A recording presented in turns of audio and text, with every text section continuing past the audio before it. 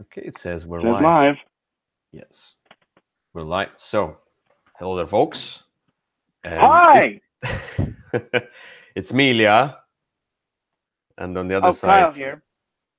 yeah, so we are doing, so basically we did some Google Hangouts before together, but now we're doing the kind of a show, a podcast, but in a vidcast format on this channel where we talk about recent plays and we're going to talk about various topics.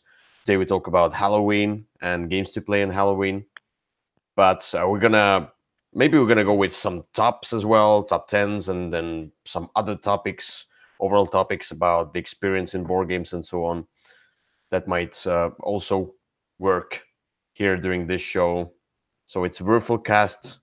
It's episode 1, and yeah, we're the first one here. I'm here from the beginning. Yes, that's that's weird. That's funny. Anyway, so today we talk about Halloween games, but before that, we're gonna talk about what we have played so far. By the way, Essen is over, and I haven't been there, so this year I skipped Essen. I And didn't go either. yeah, I read tons of Facebook posts and Twitter posts and so on, and Instagram, whatever. I saw tons of pictures and so on, and I'm sure it was extreme fun. And I'm sad that I missed it, but on the other hand, I think it will be even greater and more interesting, and yeah, to go there next year. So All right. that's that. But there will be a cruise at least. There will be the cruise. We got to start planning that soon. Oh yes. Anyway, so uh, without further ado, let's go to recent plays. All And right. yeah, I don't know, just Kyle, what you have played recently. Oh well, we just had Atlanta Game Fest last weekend, so I've been playing games nonstop all weekend long. I think the best new thing we actually played a lot of older things this time, but I think the best new game that I played was The Estates. Mm-hmm. I don't know if you've heard of it. It was on Yes, Kickstarter about 6 months, 8 months ago. I was thinking It's about backing it. yeah, I backed it at the level where they put my name on one of the checks. Every check has somebody's name on it. It is a small thing to make me love the game, but it's really good. I don't usually like auction games, but this one does it really well, and it's very nasty and very in your face. It's not a cooperative game by any means. Very short though, and I played it. I played it with two about 10 times, and then I played it with four once, and I liked it. I liked it both times. Definitely one that you have to learn a bit because the first game I played with my friend with Victor, you know him, and I think our score was -33 to +37. Hmm. It was something like, I mean, a huge spread. And after that, it's always been very close. We just didn't really know. We hadn't quite grasped it the first time. Mm-hmm. But it's really short. I mean, it's probably about half an hour, and yet it's really there's a lot more to it than I think it looks like there will be. Mm-hmm. So it just came out. Yeah, well, I don't know if it's out yet or if it's just out for Kickstarter Yeah, people. because it was the capstone game, so I was looking at Right, that. right. Yeah, because I was like, yeah, it's a city building economic game kind of thing. So I was like interested in that because I like city building theme overly and economic. So Yeah, the theme doesn't come through as well as some other city building games. It feels more like you're bidding on things and trying to position them so that you'll either get points or cause someone else to lose a lot.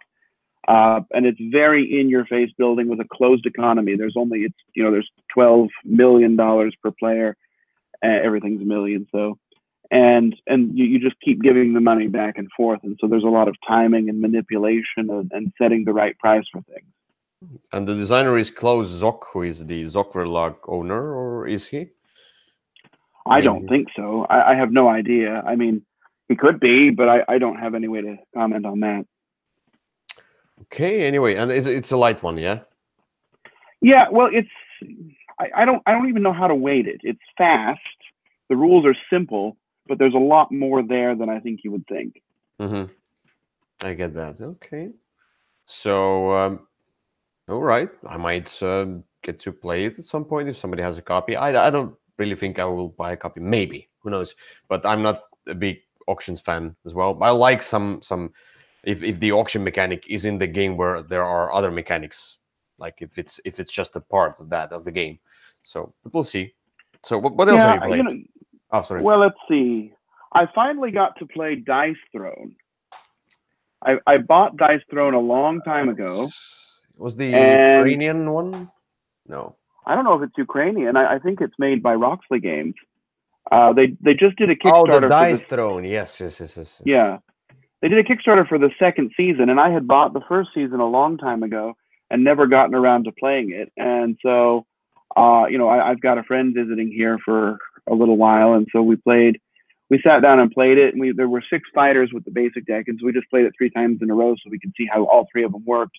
It's a Mm-hmm. lot of fun. It's very fast, not super thinky, just rolling dice and trying to make sets and do damage to each other. But the 6 different fighters, they're very different, and we both had a lot of fun with it. So Dice Throne, I was really excited to try that one finally. I'm excited now for the second season once it makes its way over.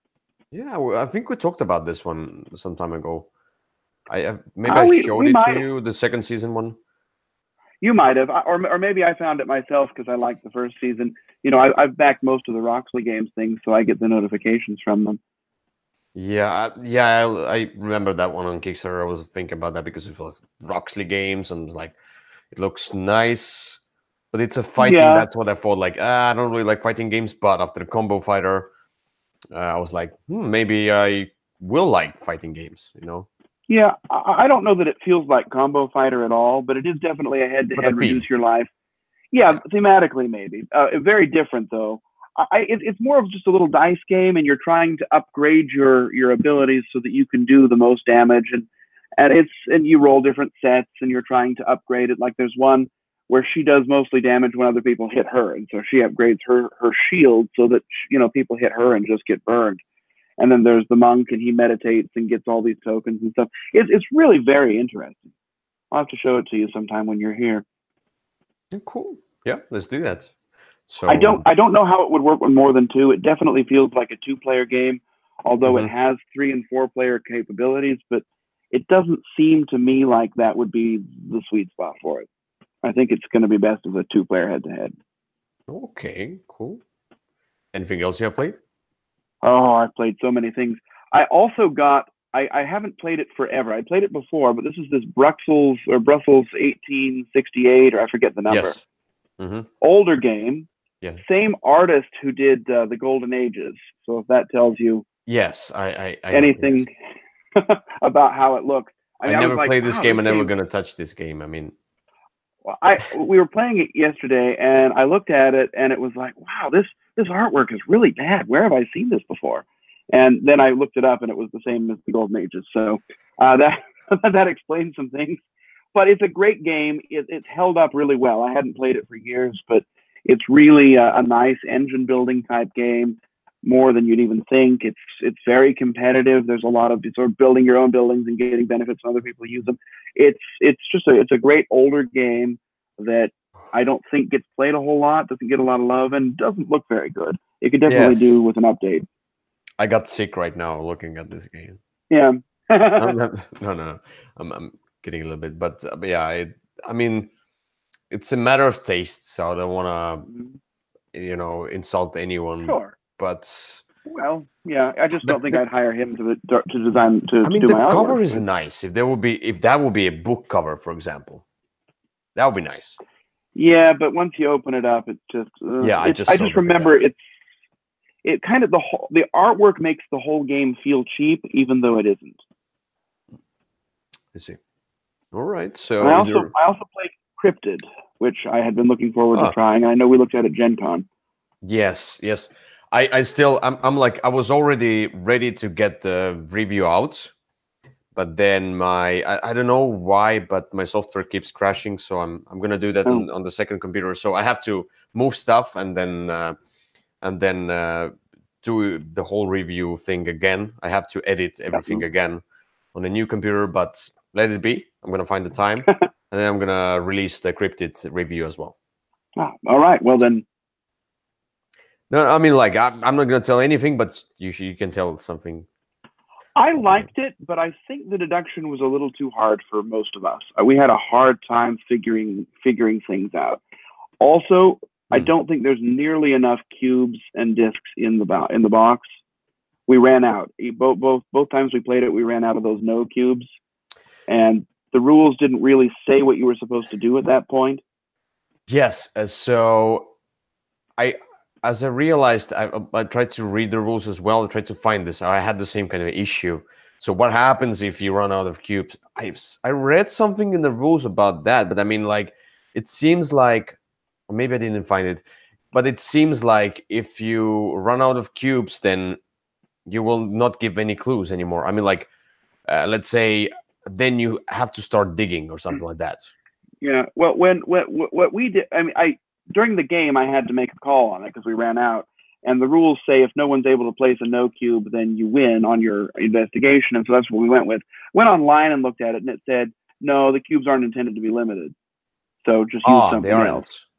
aren't. So Okay. what I'm going to need to do is buy another set of these cubes because you need at least twice as many as are in the box for a 3 or 4 player game. Yeah, yeah. I played with the full complement of players, so Yeah, we were yeah, with 4, and we both times ran out, and before we had yeah. located the spot. I So mean, some players run out because if you're asked too often, then yeah, if you put out a no, then that person needs to put out a no, and so the 2 cubes yeah. go down each time. Yeah, So yeah, true I that. liked it. I thought it was clever.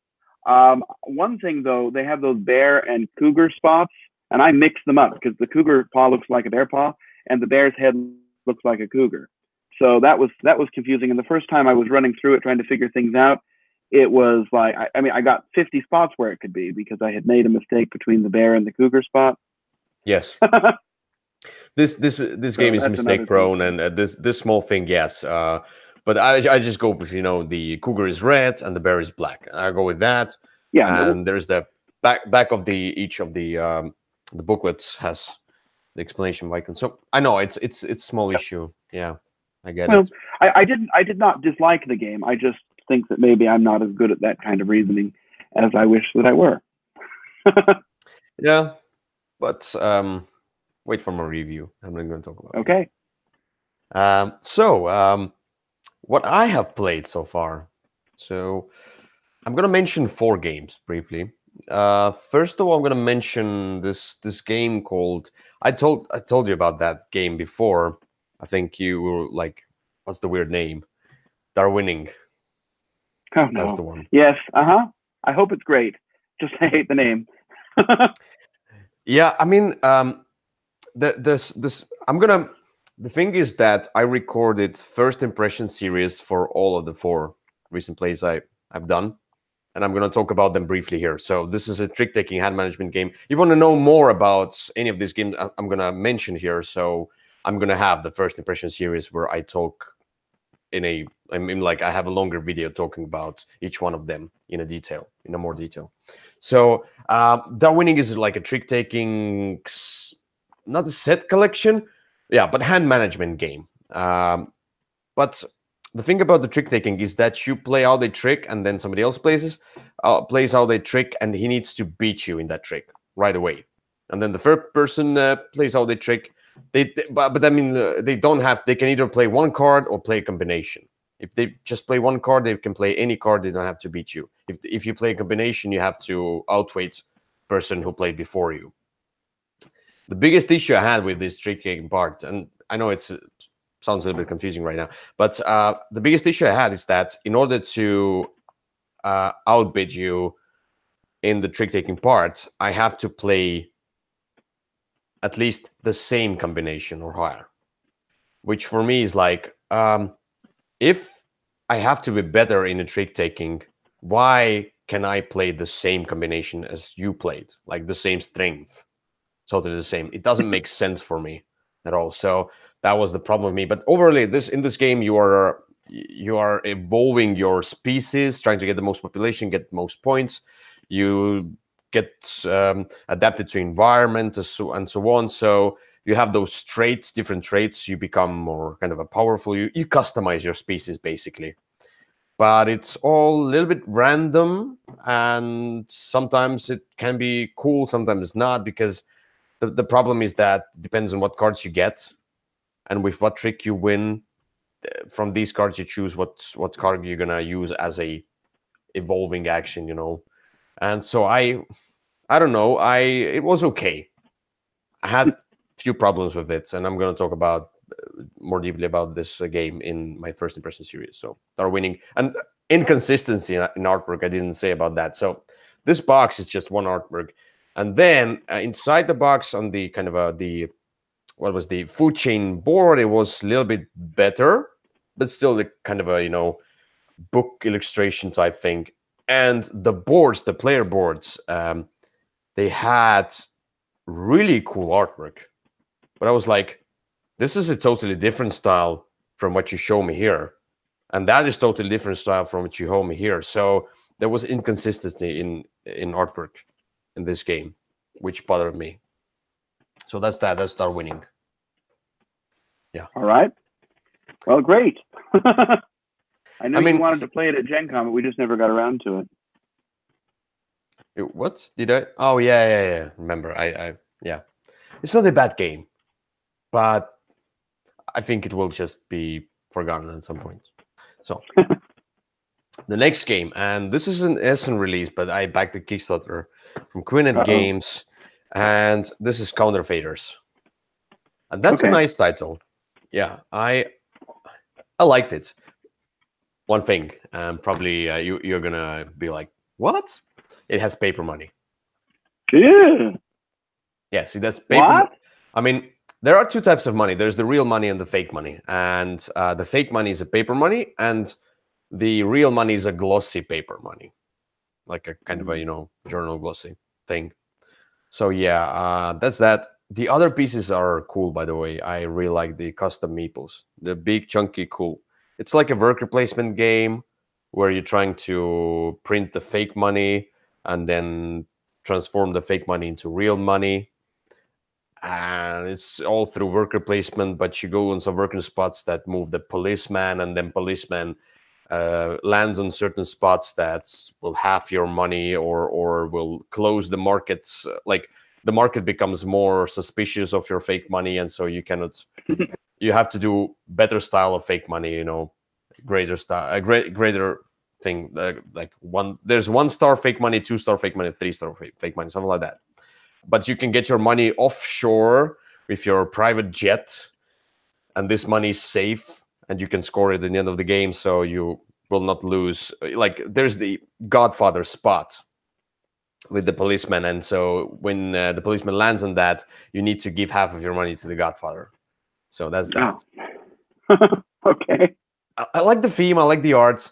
The small problem I had is there are those different action cards that you get. So in order to print money, you need to get the printer, then you need to get the ink, the paper, and something else, the third thing. I don't remember. So if you get only one thing, then you can print, poor quality fake money and so on. So the more the more ingredients you get, the better money you get. But overall, it didn't feel like you're gonna get great or something. I mean, like it was so easy to do that. It felt like those action cards eventually were not as important. I didn't feel like it's a big deal of a game. And you can you have to gather only one of each of different 3 components that you need. You need ink, paper, and something else. The third one, the hologram, something like that. Hologram? Not a hologram. I don't know. Anyway. Okay.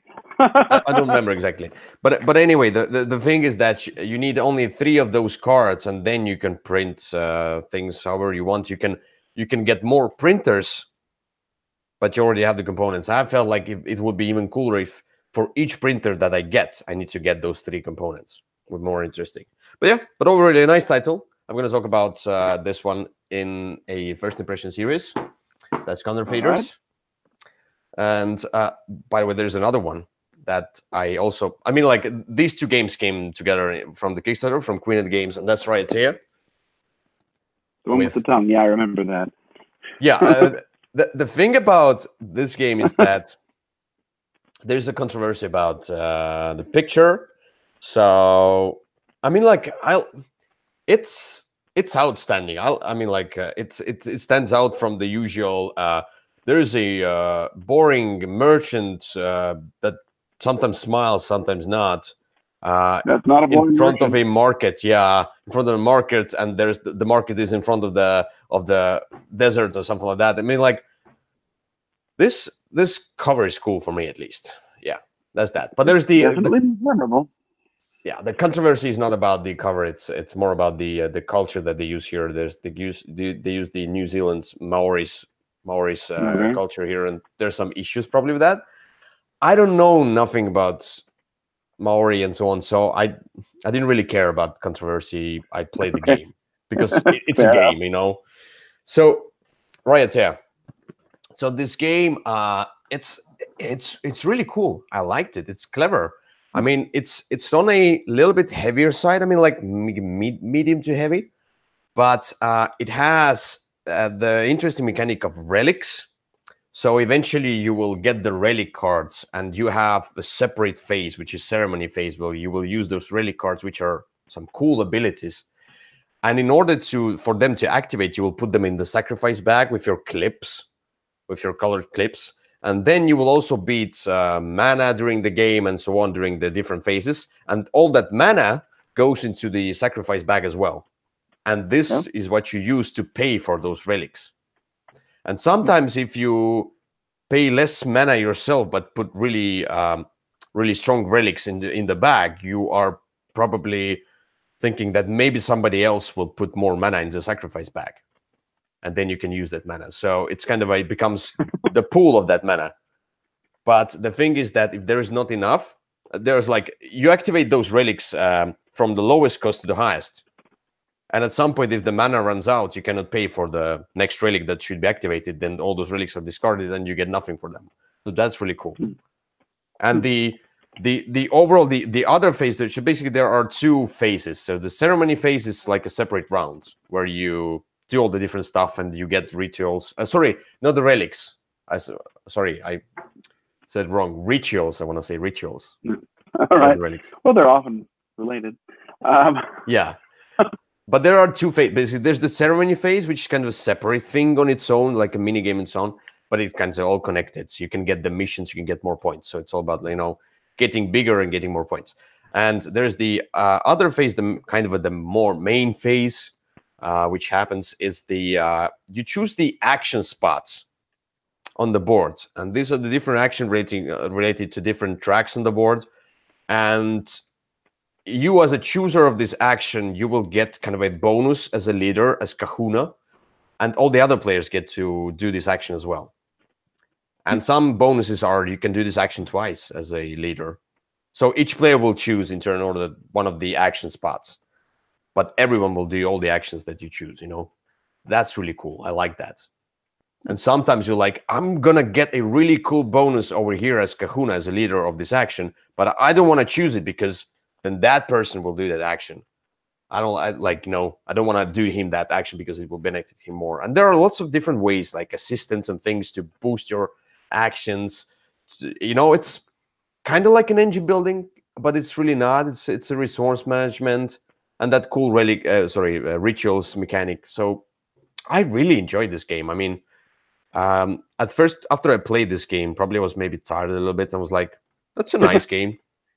But today, as I recorded the first impression series, I was impressed with the game more as I talked about it, because I started thinking about it, how many choices it has, and so on. So really, really cool. I like it. Right here, I really recommend it to you as well. I think you would like it. Yeah, I'm curious about that one. I was kind of I don't know why. I ended up not backing it because I figured I'd just get it later.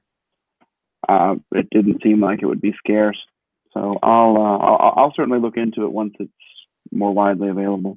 Yeah, it feels to me like the First Class. It feels to me like they are different games, but it feels to me like it's kind of the same. You kind of have kind of a like engine building. You're building up, but you're doing this kind of a juicy Euro stuff, like evolving and yeah. Anyway, right. Got Can remember that. So, one last game I want to talk about, just briefly, is the older game, and it's Brewcrafters. Oh, good. I like that one. Yeah, I like the theme, so I bought it because of the theme, and I would say I like the game. It's a crunchy hero, but after I played the game, I was like, I I feel like I'm tired, you know. I tend to play those kinds of Euros seriously. Maybe like I tried Caverna, and it reminds me of that Caverna type of style of game, you know, where it's very tight. The economy here is very tight, but it's not about the economy. You need to get the most points, but you know, you need to think about the money all the time, and it's tiring at some point.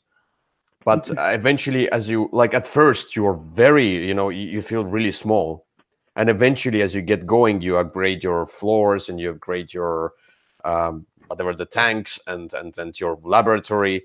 As you get those extra bonuses, it becomes easier to follow for your. I mean, like I thought, like, oh, the more things I have, the harder it will be to follow. But the thing is that the more things I have means basically I'm just getting extra of what I used to get anyway at the beginning of the game. So yeah, it's you're producing beer, you are expanding your factory and so on, and you're trying to get the most points by producing really cool recipes. I like it. I would definitely recommend this game. I think this game is out of print, isn't it? I Kind of don't know like if it's out of print or not. it's I just found mine. it's not widely available, but I have I think I have the newer version of this one. There should be two versions because I have like kind of a there was a mention of the older version in the rule book over here. But I have like there are so many varieties because so many recipes and there are you can customize your game, make it more advanced. So yeah, it's really cool game. The problem is Let me say one thing about that game. It needs an insert. yes, a ton of And components. Yeah. it was one of the first ones that Game Trade. It was kind of one of their breakout ones. That one in Euphoria.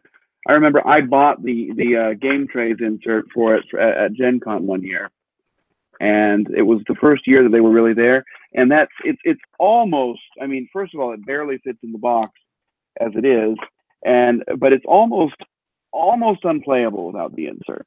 I would say because you have to sort each and every one of those little beer tiles. Oh, well, And it just yeah. I sorted them. Yeah, I used a ton of bags. Yeah, well, you see, you've got 52 bags, and then it'll take you forever to set up. I when I got the insert, I was able to play it a lot more. So that's one of the few. You know, it's one of those games where I just think that's almost required. Yeah, true that. So yep. Now, one thing, I will not keep this game in my collection, most likely. I mean, Okay. I like my experience with it. Yeah, I like the whole experience with it. I like to play it. It was fun during the game, but as I look at it at this one, I'm like, it's just too crunchy for me. I just don't want to, you know. I played Raiatea basically the next day. And it's also a Euro which has a lot of involvement and different things to, and I didn't feel as tired from Raiatea as I felt from Brewcrafters. And I have Anachrony, which is a really cool theme. I like Anachrony a lot, and it's a heavy Euro, so I'm not into heavy Euros that much. But it's a really good game.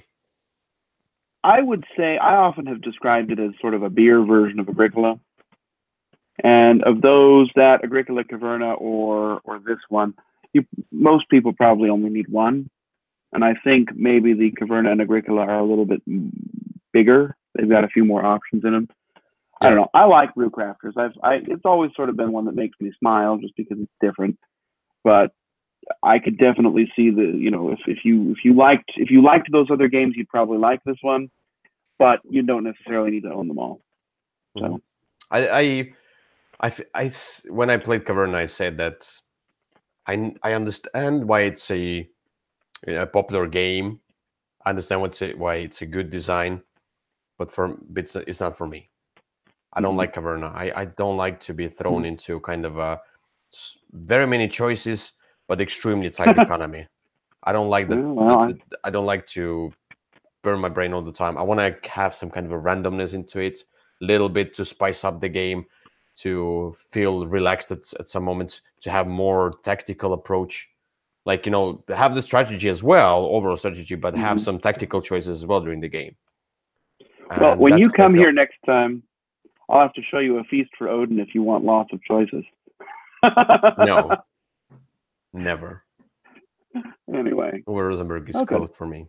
Anyway, Well, I'm so glad you got to play that one. That's one that I don't see played very often, and I always sort of held a soft spot in my heart for it. yeah, I just really wanted to have some kind of a. I felt like sounds really cool theme. Making beer, it's different from what you usually have, like Yeah, trading in absolutely. Mediterranean, those kind of euros. So I felt like it would be great, and it is great game. It just, yeah, just maybe Okay. when I bought it, maybe it would fit my taste more. But now I'm looking at the games differently because recently, like this year, I'm playing a lot with my colleagues from work, and I'm playing a lot of lighter games, and I'm kind of Yeah, evolving and moving into lighter games myself. So sure. the more complex game, the less I'm eager to try it now. Makes So sense.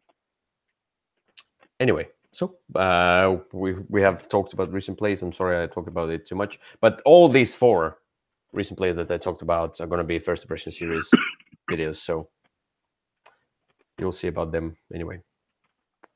And All maybe right. I'll make a Riotea review. Maybe depends what my schedule is. Anyway, Sure. so that's that, and let's go to the topic. It's games to play on Halloween. Yes, it is. Oh, your screen was black. Anyway, so when I My screen is tried, black. it has delay, small delay. It doesn't matter. Oh, It's all okay. about just talking, not watching us. I think it's really boring to look at us for an hour. Anyway, so with this Halloween episode, I was like, I don't really play spooky games. I haven't played that many. I mean, like, there's the Cthulhu universe, the Lovecraftian universe, and so on, which is kind of horror, which is horror basically.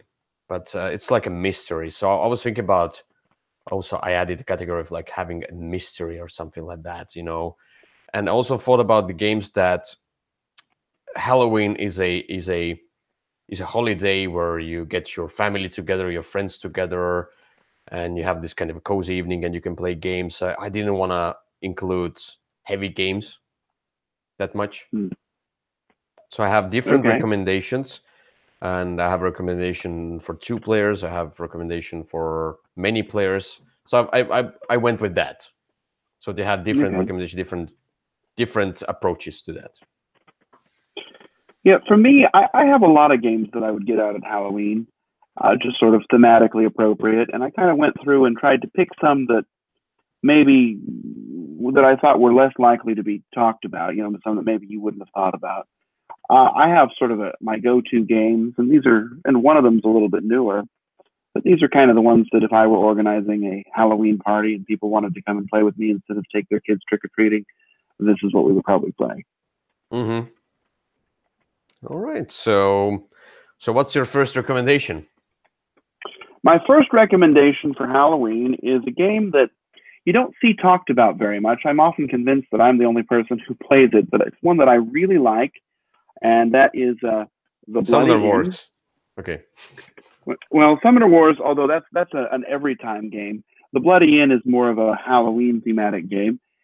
In this game, you're running. It's based on an old French movie, apparently, that I haven't seen, but you're running an inn with your family, and people come in and they're not paying enough in regular room rates, and so you seduce some to your side and then use them to help you kill the others and bury them in your backyard. And you're trying to sort of get the most money, and you rob them as you bury them. And then occasionally the police will come, and if you have unburied bodies sitting around, then you have to take other measures. But it's a fun little game. It's not long. It works well with any number of players.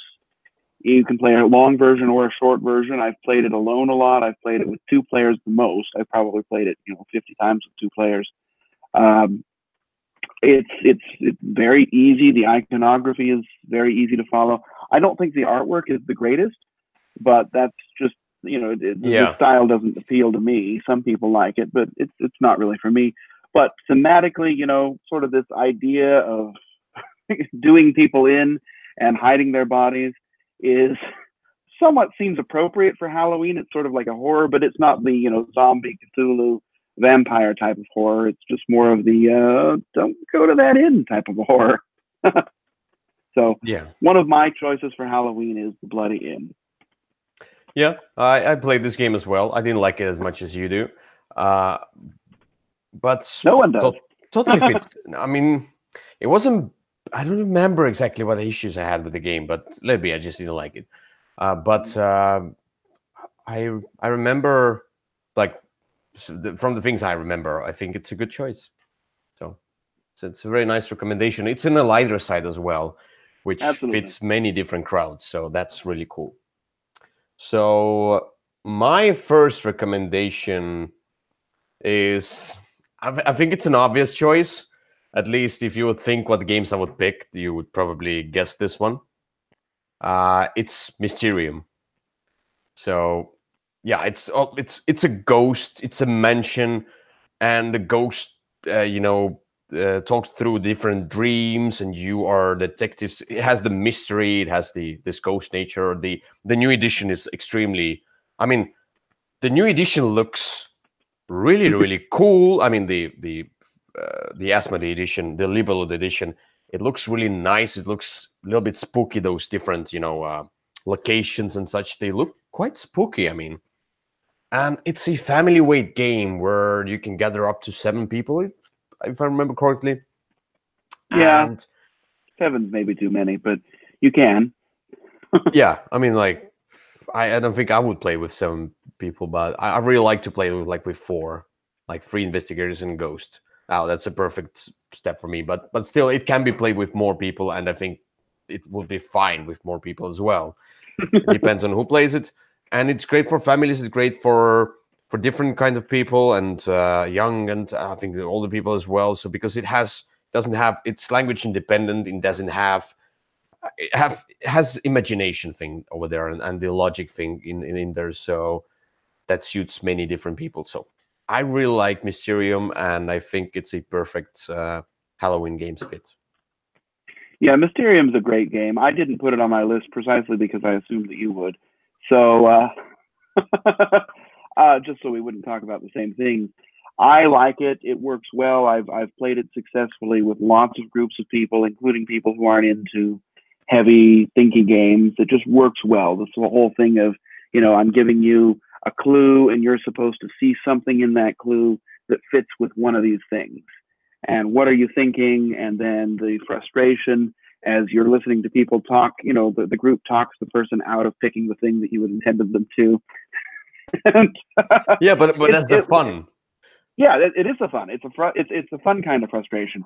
It's a great game. It's held up well. I have the first edition, that one that was, I have both. I guess I have the new one because I like that big screen that it came with. But I Yes, kind of that's like amazing. the old artwork on that old Polish box. That it looks kind of especially creepy on that old Polish box. You know which one I'm talking about? Yeah, I had the old box for I like Mm-hmm.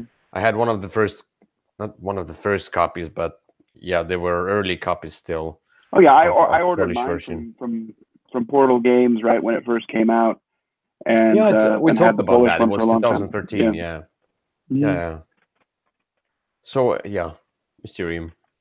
Your Well, second great. recommendation? My second recommendation is one that I haven't thought about for a while, but for a reason it came to mind today. It is a game that I don't think really caught on, although it had a couple of expansions. It was one of the earlier deck building games, and it was unique. And I have here one of the expansions because it's what I could find when I was getting ready, and that is Nightfall.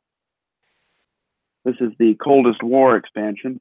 But Nightfall is a deck building game, but it's sort of a head to head. You're trying to reduce the other person's life, if I recall correctly. But you've got these cards, and the cards will chain. They have these colored moons on them, and so you play all your cards in a chain, and then the chain will activate in reverse order. And if a card is after another card that has the right color, then it boosts itself up, almost like Star Realms does now, with the different colors that you play, except it's a little bit more restrictive. And the cards are kind of nice. It's sort of a vampires versus werewolf theme. And it's, the game's as dead as can be now, or I guess it's undead. But it's one that I had a lot of fun with back in the day. And thinking about it, I got it out of the closet today, and I'm, hoping that I can perhaps try it this year again to see if I like it as much as I remember. Yeah, the original Nightfall. Let me see.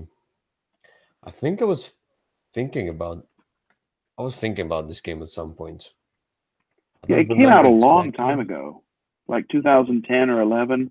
That's not that long, but it was back in the day. 2011, yeah. Yeah, I remember that now. But yeah, I was into deck buildings, and it was like deck builders, and I'm like, maybe I should try this game. But yeah, eventually I didn't like the art that much, and the overall look of the game isn't as cool.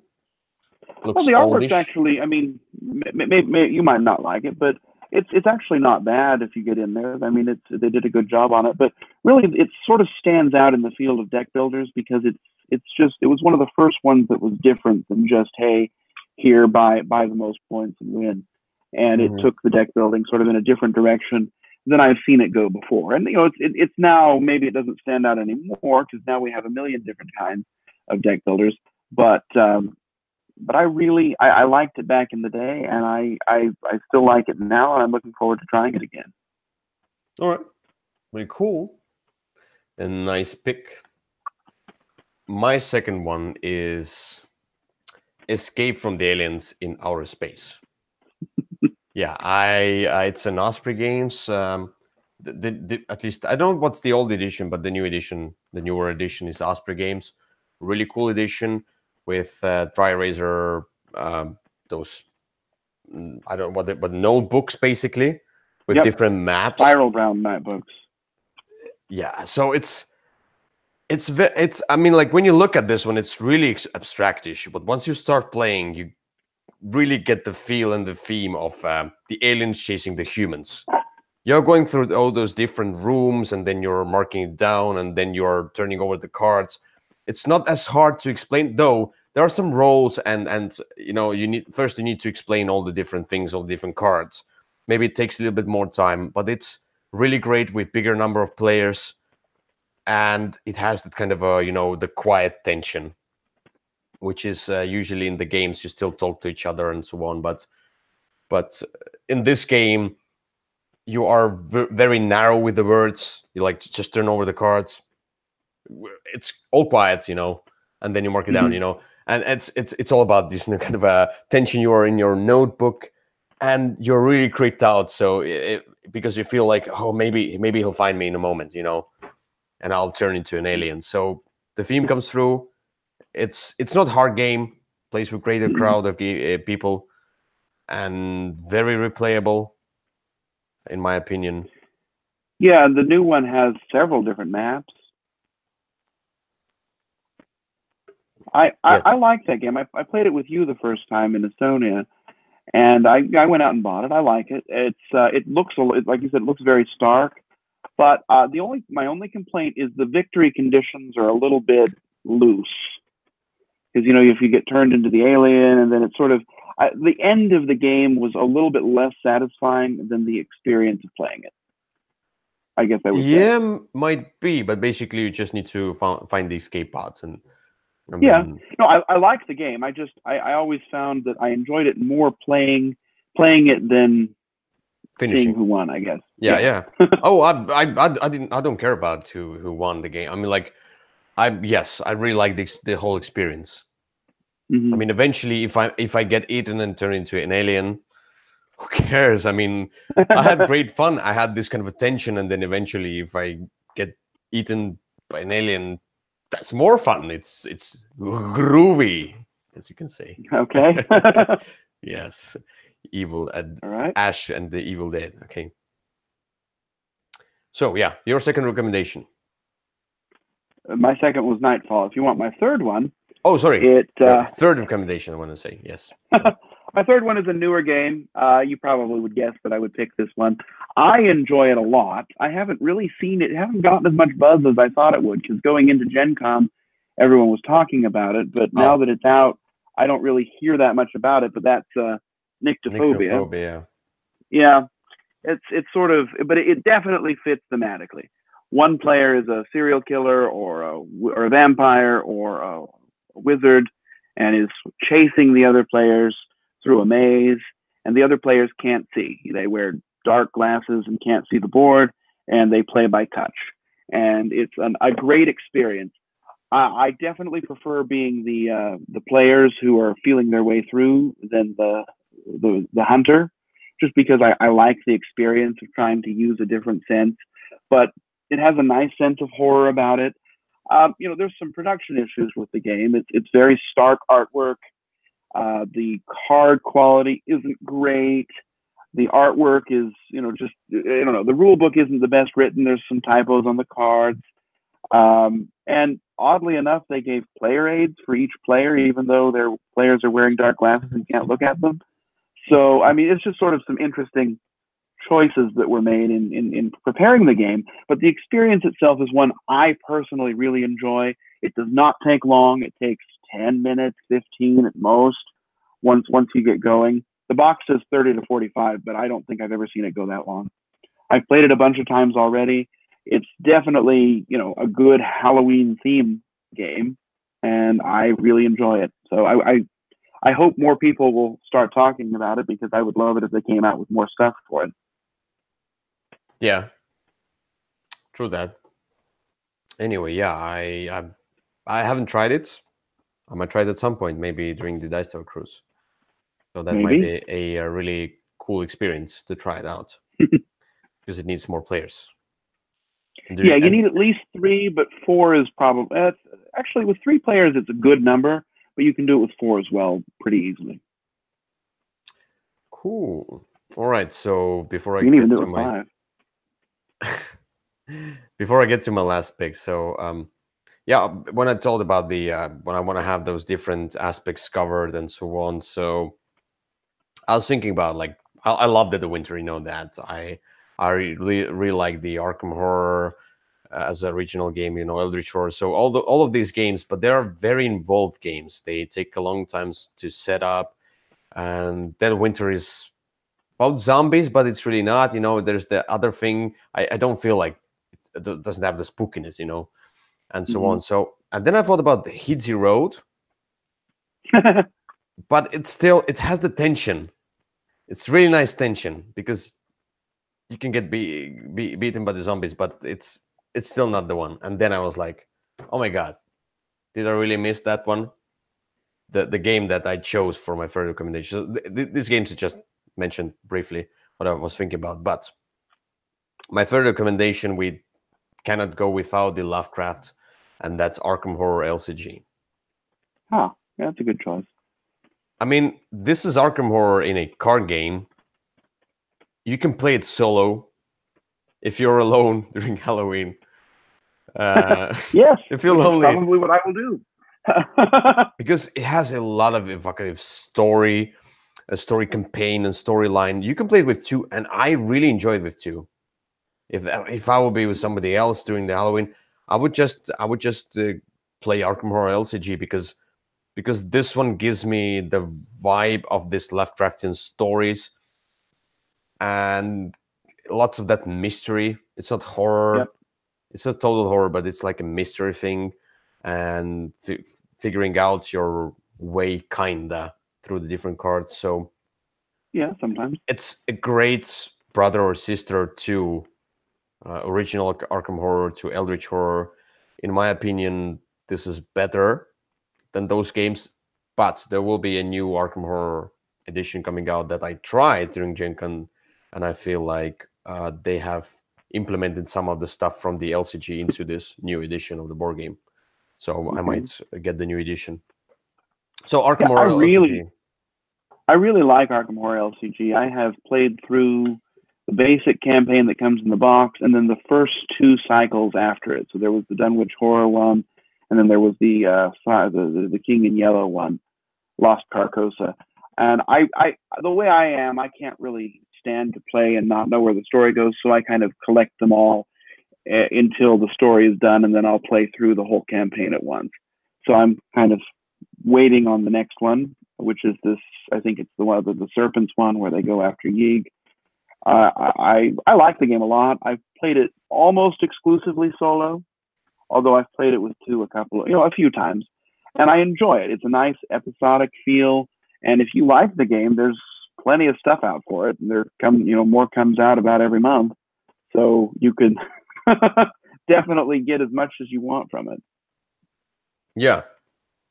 So that's that. So this is my three. So my three recommendations were Mysterium, Escape from the Aliens in Outer Space, and Arkham Horror LCG. And yours were? And mine were The Bloody Inn, Nightfall, and Nyctophobia. Yeah, but there are many great games out there. So I know there's the Mansion of Madness, for example, which you can play with the app, which takes away the setup, and probably you can play it on big TVs setup and so on. Well, the old one was very difficult to play. It took an hour to set up, and if you made a single mistake, it was broke. I mean, it was ruined. So many people like Betrayal at House on the Hill as well. I have some problems with that game, but many people like that one. I thought about that one, but it has some problems. Yeah.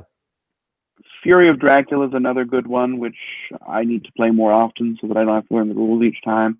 I didn't feel horror during my Fury of Dracula session. I didn't feel like it being a horror. That was because I messed up and ruined the game.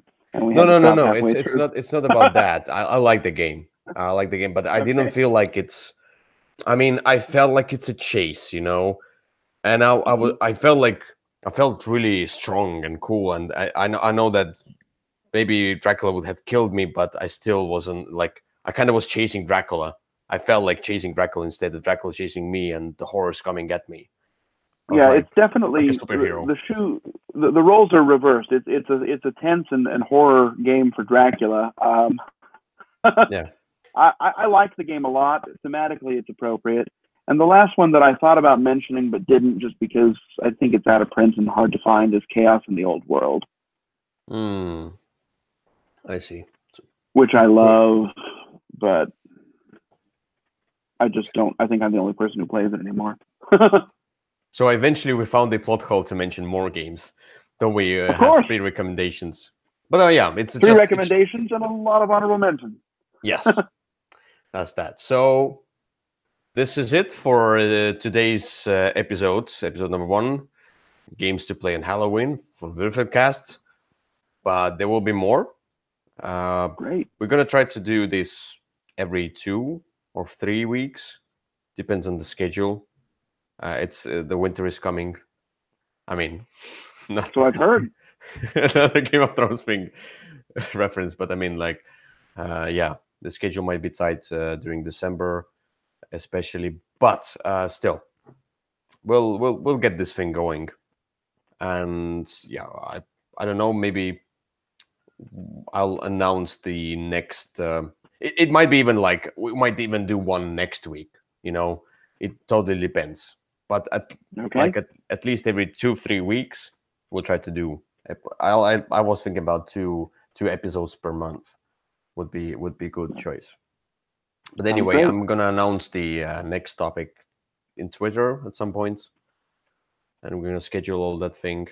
We're gonna think about what we want to talk about. Yeah. Okay. Anyway, thank you to everyone who. Well, I don't know if anybody was watching it right now. It's midnight. It's all right. Well, it's a good time on Monday. Happy Halloween! It's coming up soon. Don't eat too much candy. Yeah, I don't like. I don't like. I was really. There is kind of a celebration of Halloween here. I don't celebrate Halloween myself, but it's really cool seeing all those different parties and costumes and so on. Trick and treats. We have this Mari and Matti, something like that, which is Estonian folklore thing there as well. Okay, great. It's a trick or treat. Anyway, that's it for tonight. That was me, Ilya. And I'm Kyle. And we see you another time. And don't forget to subscribe to the channel, to Facebook, Twitter, Instagram. So all the links are in the description below. And we see you in another episode, or you'll see me or Kyle in another video. Bye-bye.